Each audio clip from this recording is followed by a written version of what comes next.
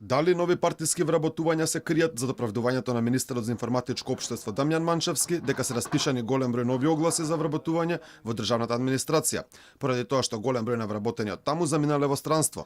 Тој оправдувајќи го потенцијалниот прилив на нови кадри, вели дека мора да се зема во предвид дека има и одлив на истите. Имаме институции кои што имаат нон-стоп отворен оглас и никој не се јавува.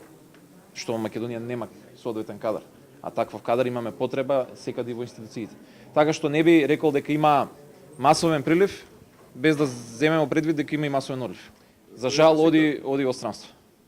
И тоа е што треба да највеќе не загрижува и тоа што најмногу треба сите заедно работи.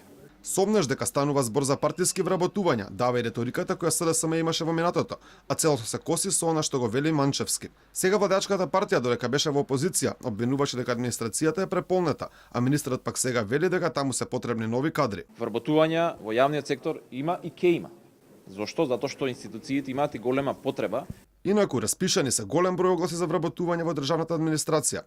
100 нови вработени се бараат во ЈСП, 45 во Министерството за земјоделство, 40 во Министерството за правда, 33 во Македонски железници, 28 во Агенцијата за поддршка на земјоделството, 26 во Институтот за јавно здравје, додека пак 23 нови вработени се бараат во МЕПСО.